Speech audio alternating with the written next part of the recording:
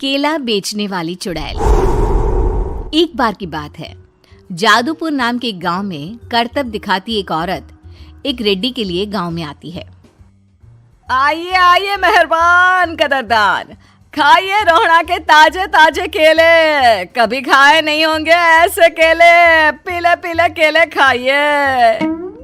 ये कहकर रोहड़ा हाथों में 4 केले लिए उन्हें सर्कल में जोर जोर से हवा में उछालती हुई करतब दिखाती है, जिसे देखकर आसपास के सारे बच्चे अपने अपने मम्मी पापा से उस औरत के पास जाने की जिद करने लग जाते हैं।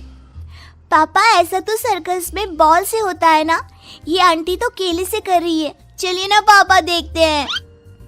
रोहड़ा एक पतली सी तार पर चलती हुई केलों से करतब दिखाती है। आते जाते सभी लोग बाहर रुककर उसके करतब देखते हैं और वाह वाही करते नहीं थकते।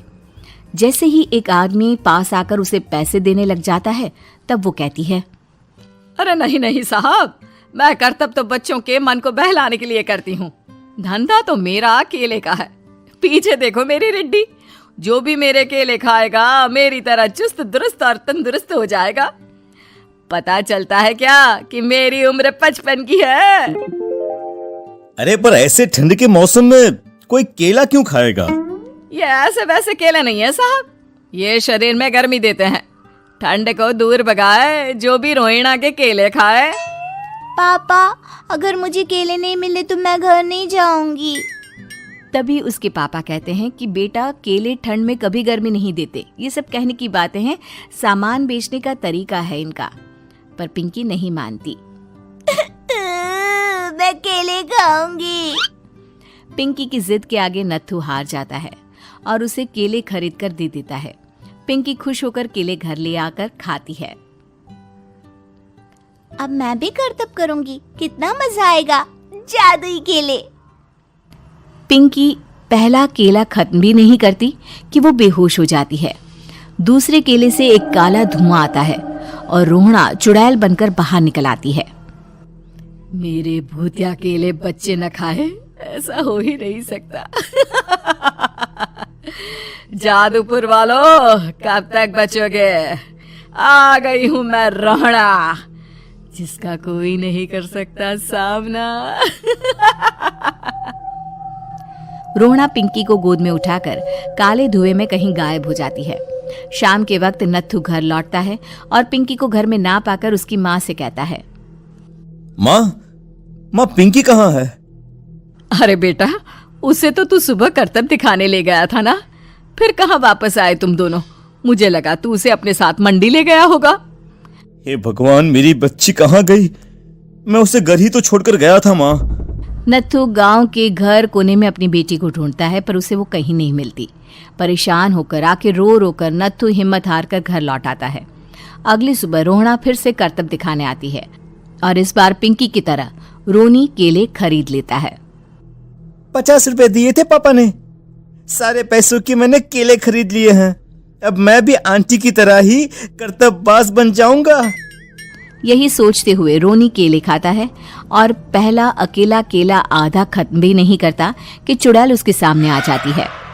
मेरे साथ चलने का समय आ गया है रोनी।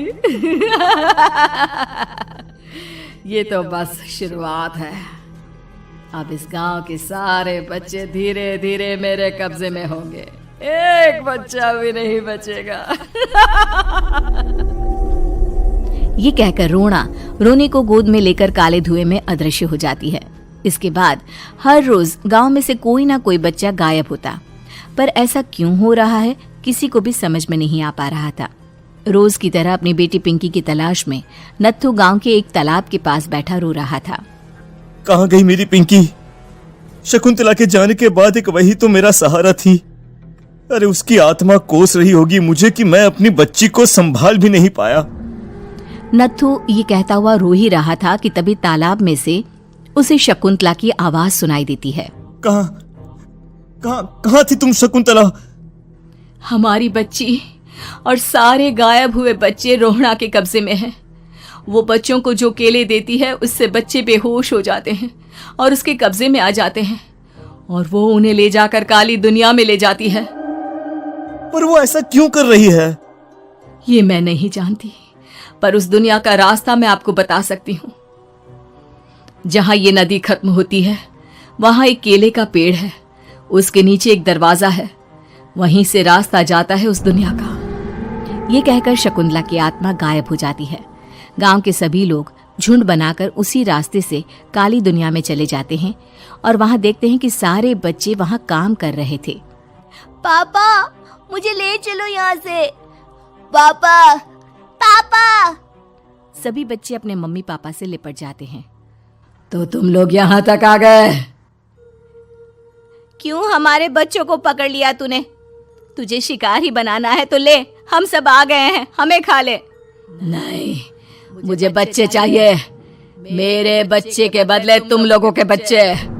क्या मतलब? मैं इसी गांव में रहने वाली एक औरत थी। केले की चोरी के इल्जाम में मेरे बेटे को गांव वालों ने इतना मारा कि वो मर गया। उसी दिन मैंने ठान लिया कि गांव वालों का भी वही हाल करूंगी। कुछ दिन बाद बेटे के चले जाने के दुख में मैं भी मर गई और मेरी भटकती आत्मा एक चुड़ैल बन गई। और फिर मैंने बदला लिया तुम सबके बच्चे छीनकर। बर्दाश्त नहीं कर पाए ना? सोचो मुझ पर क्या बीती होगी। हमें माफ कर दो रोना। पता नहीं ये किसकी गलती थी, पर हम सभी माफी मांगते हैं। हमारी खुशियां लौटा दो, तुम भी तो एक माँ हो। गांव वालों की बात सुनकर रोना का मन पिघल जाता है और वो बच्चों को छोड़ देती है। उसके बाद काली दुनिया बच्चों के लिए जादुई दुनिया बन जाती है। अब कोई भी कभी भी वहां आ जा सकता था।